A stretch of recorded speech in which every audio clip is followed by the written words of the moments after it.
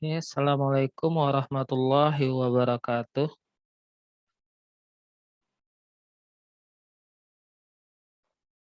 Langsung saja demi mempersingkat waktu, saya akan screen materi hari ini.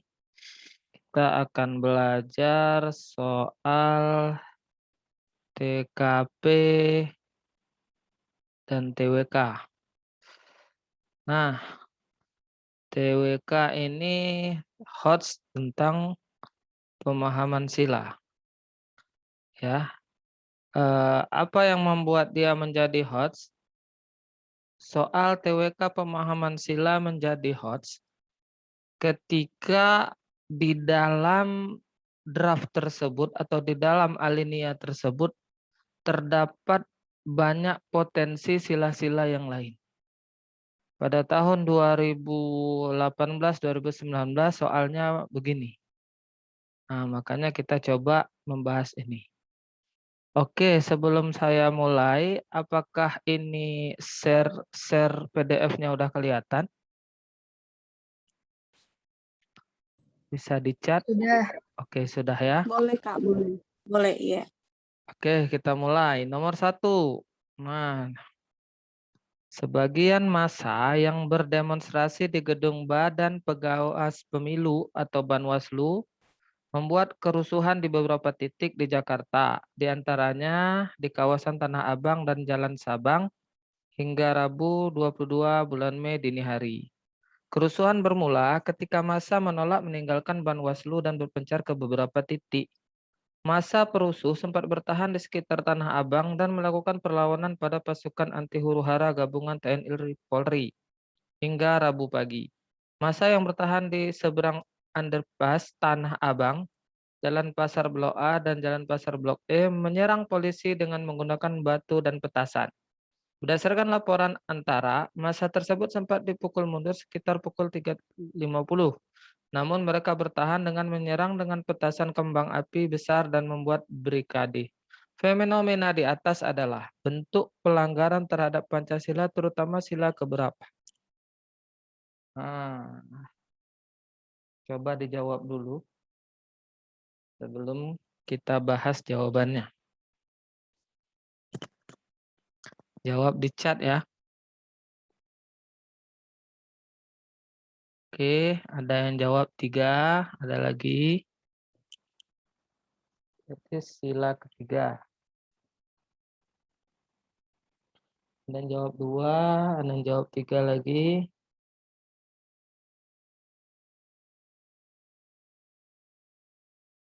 Ada yang jawab 4, ada yang jawab 4 lagi, ada yang jawab 2. Nah, pada tahun 2018 soalnya kejadian yang pernah terjadi seperti ini, cuman pada tempo-tempo sebelumnya. Bisa jadi peristiwa-peristiwa yang baru-baru ini atau yang sebelum soal diputuskan itu bisa jadi keluar. Oke, kita coba jawab. Nah, cara menjawab pemahaman sila ini adalah memahami paragraf tersebut itu intinya apa. Nah, itu ya, bukan melihat pada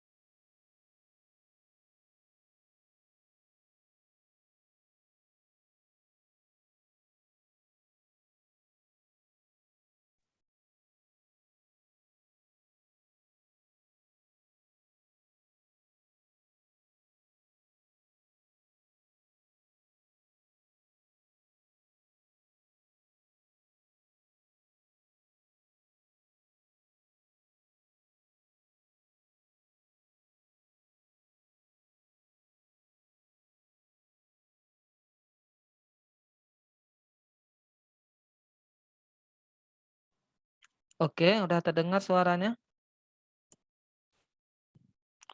Udah ya? Udah nampak? Oke, kita lanjut ya. Nomor satu. Nah, inti daripada kalimat ini apa? Nah, inti pada kalimat ini adalah terjadi karena terjadi karena orang yang mendemo itu tidak menerima hasil pemilu. Nah, ya, ini terjadi karena tidak menerima hasil pemilu. Jadi, kode tidak menerima pemimpin terpilih atau hasil dari demokrasi adalah sebuah fenomena pelanggaran terhadap sila keempat. Jadi jawabannya D. Nah, jadi seperti itu soal HOTS pemahaman sila ini. Kita disuruh menalar agak jauh dikit. Ya, jadi kira-kira kenapa mereka melakukan demo?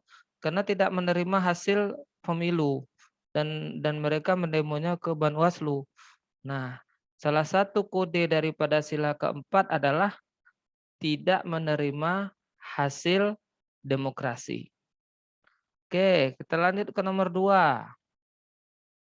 Nah, nomor 2 juga gitu, panjang dikit ya. Nah, pada Selasa, Pramono Anung selaku Sekretaris Kabinet membenarkan pengunduran diri CEO Ruangguru yang sudah diajukan kepada Presiden sejak Rabu tanggal 15 bulan 4 2020 silam. Dalam surat terbukanya, Belva menjelaskan bahwa sikap yang ia ambil merupakan bentuk dukungannya terhadap pemerintah. Menurut Belva, mengundurkan diri adalah langkah yang tepat agar tidak menambah beban Presiden di tengah memuncaknya pandemi Corona. Kasus yang dialami oleh Belva sejatinya imbas dari pandangan publik yang terlanjur memanas terhadap staf khusus milenial lainnya, Andi Taufan Garuda Putra, pendiri Lembaga Keuangan Amarta. Andi dianggap oleh publik telah melakukan kesalahan wewenang dengan menyurati camat agar membantu karyawan Amarta dalam penanganan COVID-19. Surat berlambang Garuda tersebut seharusnya bukan wewenang staf khusus yang posisinya hanya sebagai pemberi saran kepada Presiden. Realita ini adalah bentuk pelanggaran nilai Pancasila, terutama sila keberapa. Nah, apa yang menjadi inti daripada teks ini? Nah, pelanggaran katanya kan, yang mana pelanggaran? Oke, ada yang jawab 4,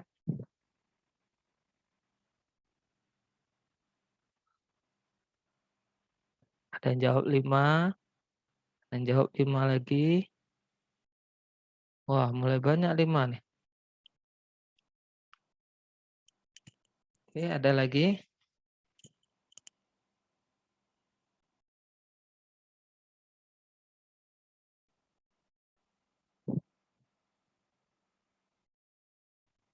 Oke, kita jawab ya. Nah, coba lihat realita ini adalah bentuk pelanggaran. Berarti kita harus fokus pada apa yang dilanggar. Nah, mundurnya CEO Ruangguru, ya sepertinya itu tidak ada fenomena yang dilanggar. Tapi yang dilanggar di sini adalah kasus menyurati camat. Nah, menyurati camat berarti ada nepotisme di sana, berarti ada kepentingan subjektif di sana.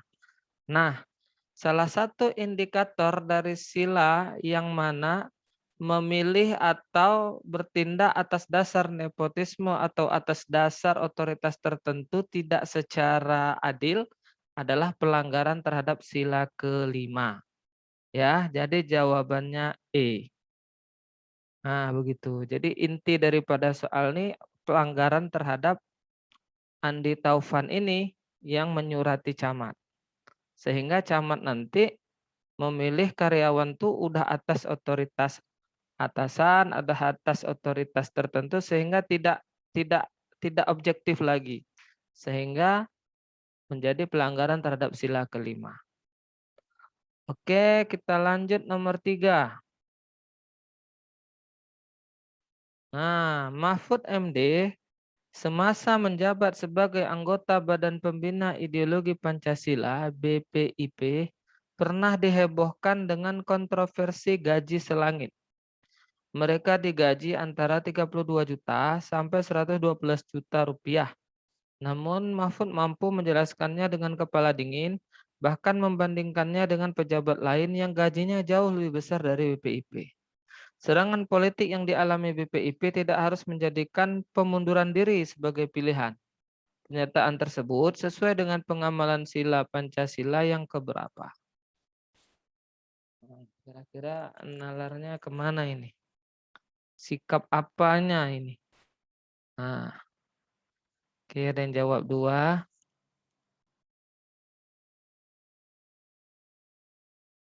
Ada lagi 2. Nomor 3.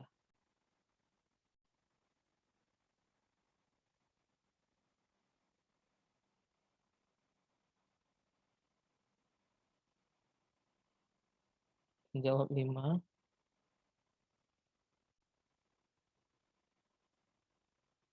Tuh ada lagi. 5-2 saja.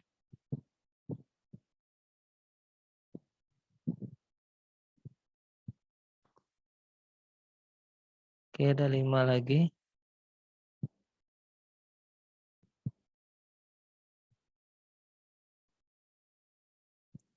Oke, kita jawab. Nah, inti daripada si nomor 3 ini adalah bagaimana seorang tokoh atau seorang pimpinan atau seorang yang memiliki jabatan tertentu itu menyelesaikan masalah dengan kepala dingin atau klarifikasi. Nah, salah satu kode daripada menyelesaikan masalah dengan kepala dingin atau menyelesaikan masalah dengan tenang dan mau diri itu adalah pengamalan daripada sila keempat. Ya, jadi ini bentuk daripada sila keempat. Nanti catatan tentang poin-poin sila bisa dibuka lagi. Kalau yang belum bisa minta akan saya kirim lagi.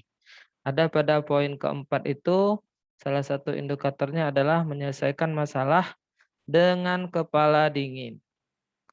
Jadi nggak harus mundur, nggak harus mengkafirkan orang, menyalahkan orang dan sebagainya, tapi diklarifikasi dengan penjelasan yang dapat dipahami setidaknya begitu. Oke, nanti kita beri catatannya. Silahkan diingatkan lagi kalau saya lupa. Oke, kita masuk nomor 4. Timnas Indonesia mendapat pukulan telak setelah dipermalukan Malaysia 2-3 dalam laga pertama grup G kualifikasi Piala Dunia 2022 zona Asia. 2 kali unggul tak dapat dimanfaatkan skuad Merah Putih saat tampil di kandang sendiri. Stadion Utama Gelora Bung Karno, Jakarta, Kamis malam. Fenomena ini ternyata berimbas kepada para warga negara asing asal Malaysia yang tengah berdomisili di Indonesia. Mereka mendapatkan perlakuan rasis, bahkan ada yang mengalami kontak fisik. Kekecewaan supporter di Indonesia dilampiaskan dengan cara yang tidak sehat. Hal tersebut bertentangan dengan Pancasila, khususnya sila keberapa. Oke, yang jawab 2 semua ini. Ada yang lain? Kalau benar, benar berjamaah. Kalau salah, salah berjamaah. Oke, ada yang jawab A, 1. Ada yang jawab 5. Nomor 4. Oke, ada lagi? Kalau nggak ada kita coba jawab. Nah, biasanya soal-soal nomor 4 ini soal-soal pemahaman sila yang paling sulit. Kenapa paling sulit? Karena dia berada di antara sila kelima dan sila kedua. Nah, kenapa begitu? Nah, memang sila kedua dan kelima ini pada konteks-konteks tertentu dia sangat dekat. Nah, tapi jawaban yang paling tepat adalah sila kedua. Kenapa sila kedua? Karena perlakuan tersebut dilakukan terhadap warga negara asing. Jadi bersikap tidak tidak objektif, bersikap rasis terhadap warga negara asing itu melanggar sisi kemanusiaan.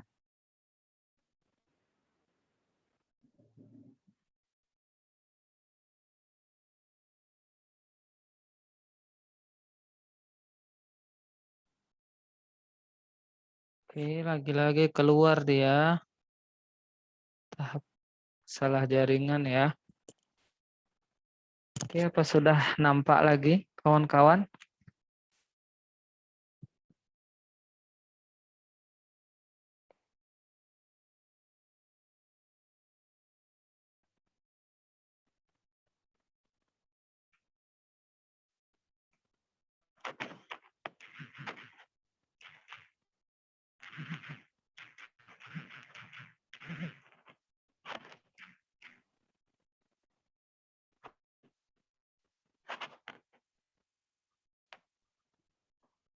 Ya, apa sudah nampak lagi? Agak ini karena di sini hujan ya. Oke, udah nampak ya. Tadi kita masuk soal nomor 4. Jadi jawabannya sila kedua karena ini perlakuan tidak adil terhadap warga negara asing. Tetapi kalau seandainya perlakuan itu terhadap warga negara Indonesia, dia jatuhnya sila kelima. Itu juga kalau kita membantu bencana di dalam negeri sila kelima. Tapi kalau membantu bencana di luar negeri sila kedua. Nah, perbedaannya biar mudah begitu. Kita lanjut nomor 5. Akhir-akhir ini banyak fenomena kriminal yang terjadi bersinggungan dengan eksisnya model pembelajaran daring. Kasus di Lebak, Banten misalnya, seorang ibu tega menganiaya anak kandungnya hingga tewas karena dia tidak paham belajar online.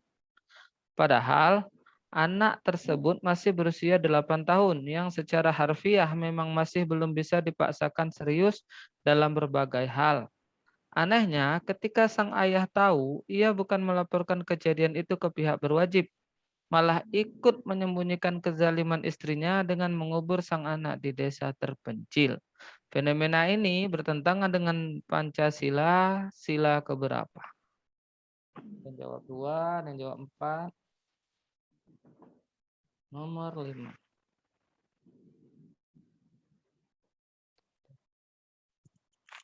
Jawab 2 lagi.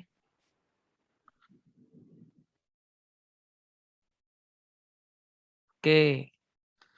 Nah, nomor 5, jawaban yang paling tepat adalah pelanggaran terhadap sila kedua. Ya. Kenapa sila kedua? Karena sudah ini berkaitan dengan menghilangkan nyawa, termasuk tindakan tidak berkeprimanusiaan. Apalagi itu anak sendiri ya, sisi manusianya di mana? Nah, jadi salah satu sifat manusiawi itu adalah poin sila kedua.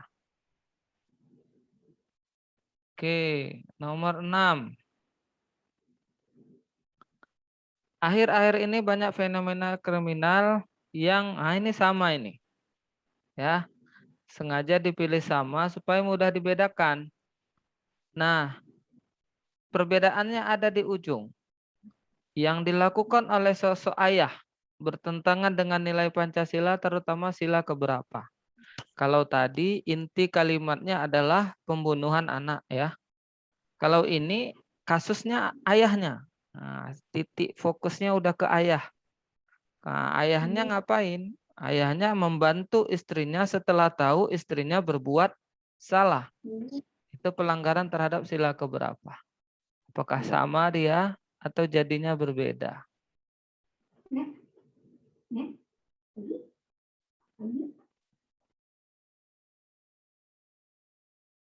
Oke, ada yang jawab 5. Nomor 6. Jawab 5 lagi.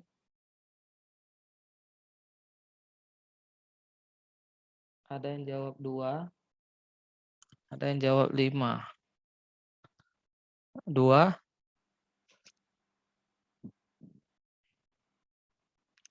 Oke, kita jawab ya. Nomor 6. Jawabannya jatuh kepada sila kelima. Kenapa jatuhnya sila kelima nomor 6? Karena dia memiliki sifat yang tidak bertanggung jawab. Jadi salah satu kode sila kelima itu adalah siap mengambil resiko, siap bertanggung jawab jika bersalah. Itu poin daripada sila kelima. Jadi kalau ada soal-soal misalnya udah salah mengakui kesalahannya itu sila kelima. Atau udah berbuat salah tapi egois nggak mengakui kesalahannya itu pelanggaran terhadap sila kelima. Dan ini seorang ayah seharusnya dia melaporkan istrinya kepada pihak berwajib tapi dia malah ikut menguburkan. Makanya dia melakukan pelanggaran terhadap sila kelima. Oke, nomor 7. Nah, ini nomor 7 ini keluar ya, keluar saat 2019 kemarin. Pelaku penusukan Menteri Koordinator Bidang Politik, Hukum dan Keamanan Menko Polhukam Wiranto memiliki harapan ditangkap polisi setelah merasa stres dan takut karena perekrutannya. AZ, pemimpin jamaah Ashratud Daulah, ditangkap polisi. Hal ini termasuk pengamalan Pancasila keberapa? Nah, hati-hati ini coba perhatikan teksnya ini agak apa ya? Agak mencurigakan. Ya kan? Kenapa membahasakan teksnya begini? Inilah kalau nilai-nilai negara, nilai-nilai kepentingan negara, kepentingan politik sudah juga mulai memasuki wilayah-wilayah soal. Jadi kawan-kawan harus cerdas menyikapi dan membaca gaya itu. Oke, ada yang jawab 4, ada yang jawab 2, ada yang jawab sila kelima, sila kedua, butir kelima. Oke, nomor 7. Ada yang jawab 1.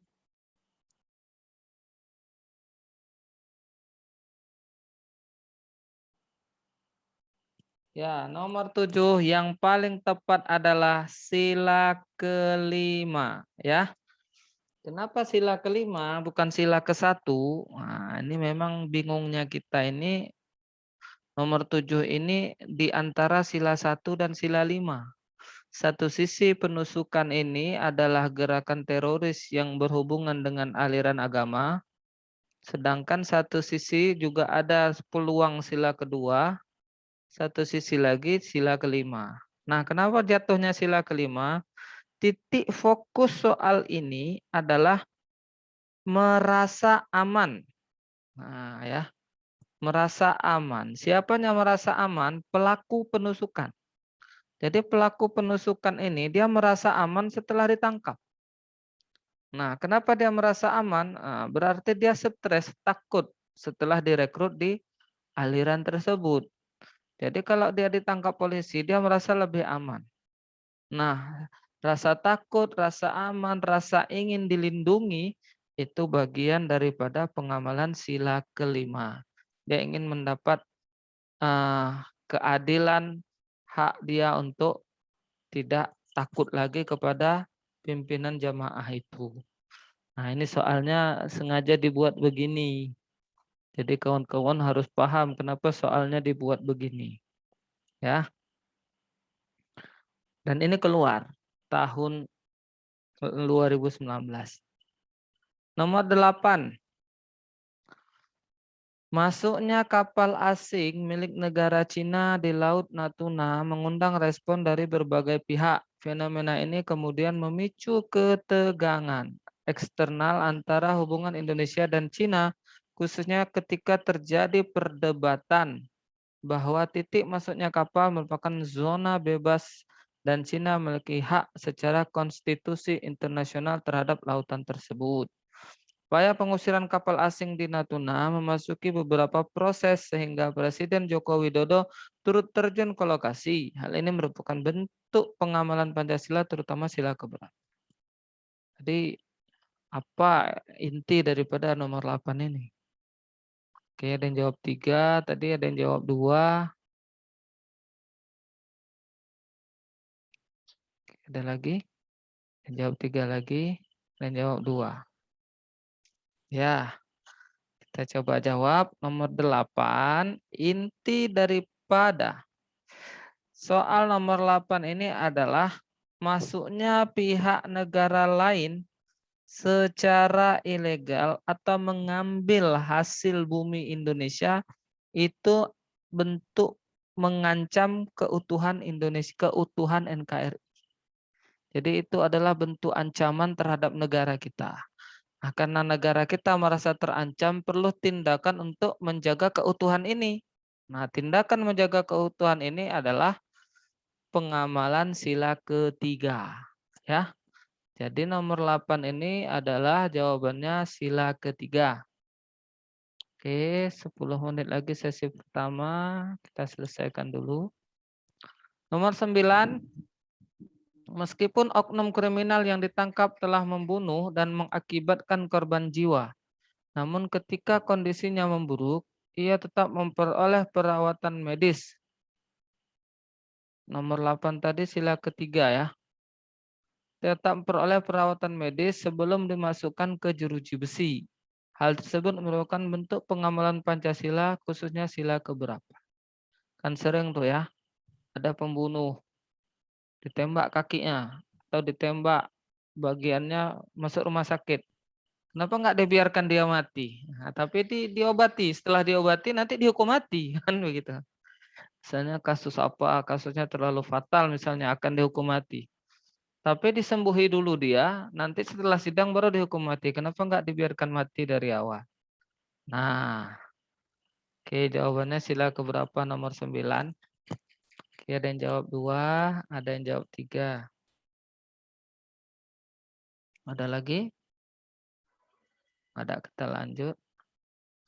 Ya, nomor 9, jawaban yang paling tepat adalah sila kedua, ya. Sisi kemanusiaan. Sisi kemanusiaan yang membuat harus disembuhkan dulu, kemudian baru nanti putusan hakim apakah dihukum mati atau tidak, itu udah dimensi yang berbeda. Jangan ganggu ibu no. Tolong ayah, tolong Odi. Oke, ada iklan sejenak. Nomor 10. Desa Sidorejo heboh dengan oknum masyarakat yang mengalami lumpuh setelah divaksin oleh pihak puskesmas setempat. Melihat kejadian tersebut, seorang pemuda memposting foto pasien lumpuh dan memviralkannya ke sosial media. Ia mensosialisasikan bahwa vaksin COVID-19 berbahaya dan harus dihindari. Hal tersebut mengandung nilai pengamalan Pancasila, khususnya sila keberapa. Nah, ini soal prediksi nih. Karena COVID ini lagi sejak 2019 sampai sekarang kan lagi populer. Nah, saya yakin soal tentang fenomena gerakan COVID, fenomena COVID di Indonesia, penanganannya dan sebagainya itu keluar. Karena biasanya soal wawasan kebangsaan itu berhubungan erat dengan fenomena-fenomena tanah air. Oke ya, nomor 10, jawaban yang paling tepat adalah sila ketiga. Kenapa sila ketiga? Kode daripada ini tidak disebutkan secara tekstual, tapi intinya adalah memviralkan, memposting berita tersebut itu bagian daripada hoax dan ujaran kebencian. Jadi clue-nya sila ketiga. Kenapa hoax dan ujaran kebencian itu sila ketiga? Karena hoax dan ujaran kebencian bisa menjadi sebab rusaknya persatuan dan kesatuan bangsa. Nah, itu kodenya. Ya, kodenya di situ. Walaupun ya kita intinya ginilah cara jawab TWK ini kawan-kawan, berpikirlah pro pemerintah. Nah, terlepas apakah vaksin ini betul-betul ideal, vaksin ini betul-betul sebagainya, tapi kalau menjawab soal TWK harus menjawab di pro pemerintah. Nah, gitu. Jadi bukan saya memaksakan kawan-kawan harus pro dan bagaimana, tapi kalau untuk jawab soal TWK harus berdamai dengan hati kawan-kawan, cara jawabnya begitu. Jadi kalau cara jawabnya tidak berdamai dengan hati pribadi, nah itu jadi sulit. Nah gitu ya. Jadi nanti kok ada soal-soal yang intinya itu mendukung pemerintah, itu dipilih. Nah, karena yang buat soal ini pihak pemerintah. Oke, masih ada waktu 5 menit untuk TWK. Ada yang ditanyakan?